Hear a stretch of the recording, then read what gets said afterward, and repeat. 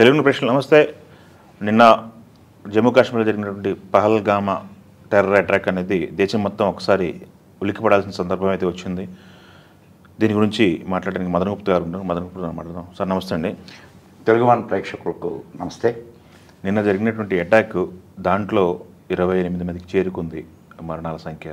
ఇంకొక 20 మంది క్షతగాత్రులు ఉన్నారు. హాస్పిటల్లో ట్రీట్మెంట్ జరుగుతుంది. ఈ సంఘటనని ఎలా చూడాలంటారు సార్? ఒక్కసారి అయితే ఎంత దిగ్భ్రాంతి చెందారు. ఎలా చూడడం ఏంటండి? ఇదేమన్నా మొదటిసారి జరిగిందా? పోనీ ఇదే చివరిసారా? ఒక శాశ్వత పరిష్కారాన్ని ఆలోచించకుండా మనం ఎంతసేపటికి తాత్కాలికమైనటువంటి పరిష్కారాల కోసం వెతుకుతూ పోతే అది ఎప్పటికీ పరిష్కారం కాదు. పాముని పక్కలో పెట్టుకొని ఎట్లా నిద్రపోతారు మీరు? అండ్ టెర్రరిస్టులు అంటున్నారు. ఎందుకు మీరు దాన్ని ఇస్లామిక్ టెర్రరిజం అని ఎందుకు మాట్లాడరు? మీరు ఇస్లాంని అనుసరించే వాళ్ళందరూ టెర్రరిస్టులు అని నేను చెప్పడంలా, కానీ టెర్రరిస్టులు అందరూ ఇస్లాంని అనుసరించే వాళ్ళే కాదా? సరే, మనం ఇప్పుడు పాకిస్తాన్ని నిందిస్తున్నాం. ఏది టెర్రరిజం అని పాకిస్తాన్ని నిందిస్తున్నాం. కానీ అక్కడి నుంచి వచ్చిన టెర్రరిస్టులకి అకామిడేషన్ ఇచ్చినటువంటి, షెల్టర్ ఇచ్చినటువంటి ఇక్కడ ఉండేటటువంటి దేశద్రోహులు నీ ఏమనాలి? నిజంగా దేశద్రోహులు అనాల్సిందే. టెర్రరిస్టులకి షెల్టర్ ఇచ్చారంటే సార్ ఇప్పటికిప్పుడు కాశ్మీర్లో ఎన్నికలు జరపాల్సిన అవసరం ఏంటి చెప్పండి నాకు. ఇంకొంతకాలం గవర్నర్ పాలన ఉంటే ఏమన్నా ముప్పు వచ్చిందా? పోనీ వచ్చిన పాలకులు ఏమన్నా సరి అయినటువంటి వాళ్ళ అండ లేకుండా వీళ్ళు ప్రవేశించగలిగారా? వీళ్ళకి షెల్టర్ దొరికిందా? ఇది పెద్ద అలిగేషన్ అండి. పెద్ద అలిగేషన్ ఉన్న అలిగేషన్. పోనీ ఇంతకుముందు కూడా చేశారుగా వాళ్ళు, అప్పుడు జరగలేదా ఇవన్నీ? లేటెస్ట్గా ఇప్పుడు బారాముల్లాలో కూడా 3 టెర్రరిస్ట్ 1990లో పండిట్స్ ఎక్సోడస్ ఎవరున్నప్పుడు జరిగింది? ఇప్పుడున్న ప్రభుత్వమేగా అప్పుడున్నది కాశ్మీర్ ప్రభుత్వం. గవర్నమెంట్ లూజ్ హ్యాండ్ ఉందంటారా? గవర్నమెంట్ లూజ్ హ్యాండ్ లేకుండా కాశ్మీర్లో ఏది జరగదు. Take it granted. ఓకే, ఇంతకుముందు జరిగినవన్నీ కూడా, ఇక జరగబోయేవన్నీ కూడా ఆడ గవర్నమెంట్ అండదండలతోనే జరుగుతాయి. మరి ఎట్లా అంటారు? దీనికి పరిష్కారం మీ ఒపీనియన్ ఏంటి సార్? ఒకటే, జమ్మూని విడదీయాలా, కాశ్మీర్ని విడదీయాలా. కాశ్మీర్కి గవర్నర్ పరిపాలనను విధించండి.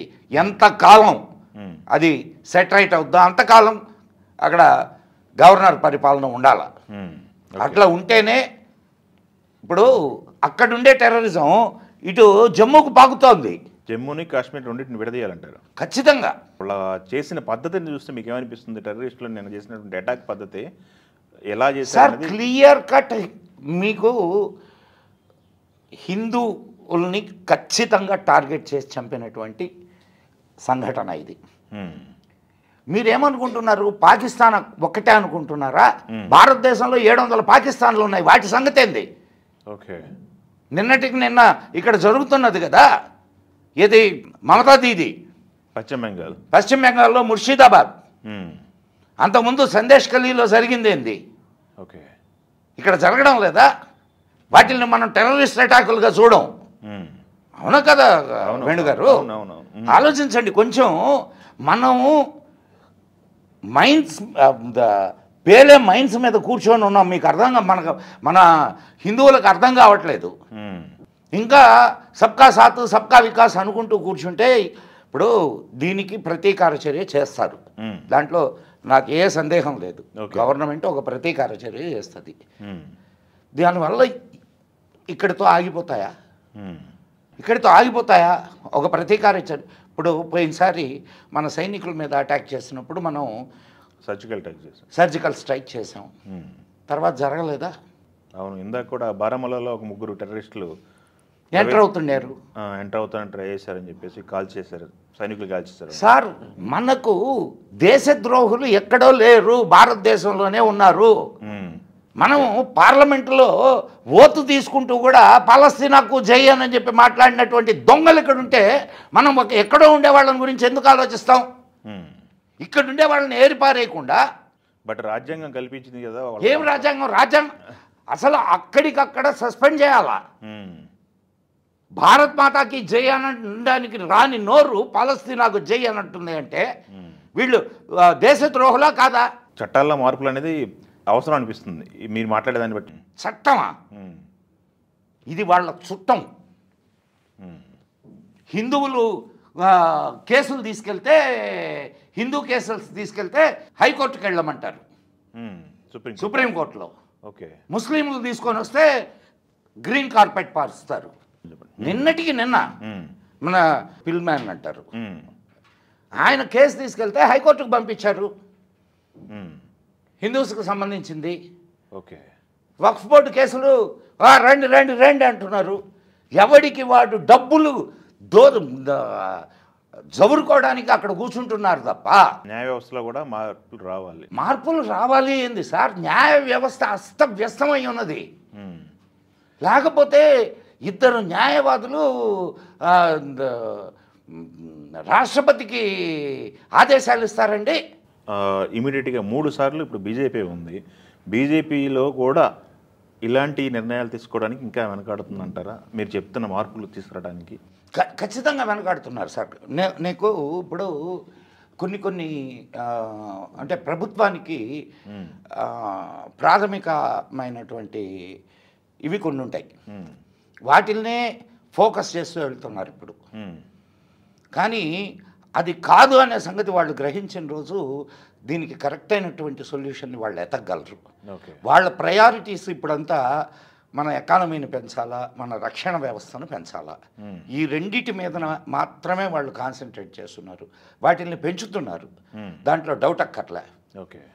కానీ ఇటువంటి ఇప్పుడు చూడండి, పార్లమెంటులో అందరూ కలిసి నిర్ధారించినటువంటి బిల్లుని కోర్టులు తీసవతలు పడేస్తున్నాయి. రాష్ట్రపతికి ఆదేశాలు ఇస్తారు, బిల్లుల్ని ఆపుతారు. ఇంకా అవసరమే ఉంది పార్లమెంట్ తోటి? నిన్న నిషికాంత్ దుబే మాట్లాడింది ఇవే, ఈ మాటలే మాట్లాడాడు ఆయన. మీరు చెప్తుంది ఓకే. అయితే ఇప్పుడు ప్రజెంట్ ఉన్న సిచ్యువేషన్లో దేశం అంతా కూడా ఒక మూడ్లో ఉంది, అటాక్ సంబంధించిన మూడ్లో ఉంది. గతంలో జరిగినట్టు సర్జికల్ స్ట్రైక్స్ మీరు జరుగుతాయని సార్ ఒక్కటే చెప్తున్నాను సార్, సర్జికల్ స్ట్రైక్స్ బయట చేయకూడదు సార్. సర్జికల్ స్ట్రైక్ లోపల చేయాలా, ఎన్ని చోట్ల కావాలంటే అన్ని చోట్ల చేయాలా. ఏరి పారేస్తే తప్ప, ఎత్తుక్కొని ఏరి పారేస్తే తప్ప ఈ సమస్యకు సొల్యూషన్ దొరకదు. ఓకే.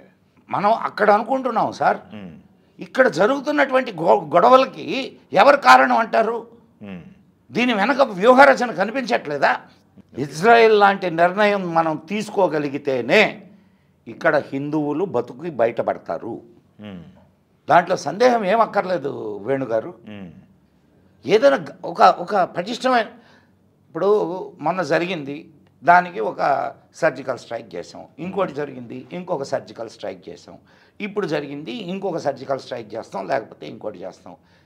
ఇలా చేసుకుంటూ పోవడమేనా సార్? హిందువుకి ప్రాణం చాలా విలువైంది సార్. ఎందుకనంటే ప్రతి ఒక్కళ్ళకే అనకండి, హిందువులకు మాత్రమే ప్రాణం విలువైంది. కారణం ఏంటంటే వీళ్ళకు ఒకరిద్దరు బిడ్డలే ఉంటారు. ఓకే. కాబట్టి ప్రాణాలకు విలువ హిందువులకే.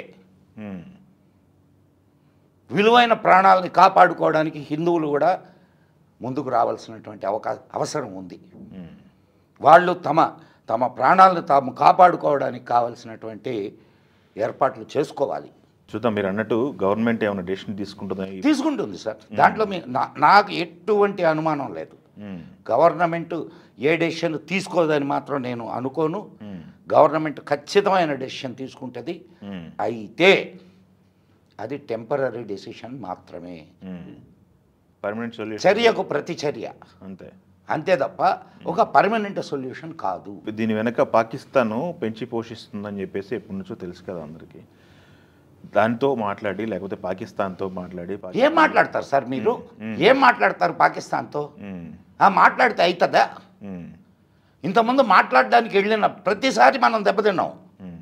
వాజ్పేయి వెళ్ళినప్పుడు దెబ్బతిన్నాం, అండ్ మొన్న మోడీ వెళ్ళినప్పుడు దెబ్బతిన్నాం.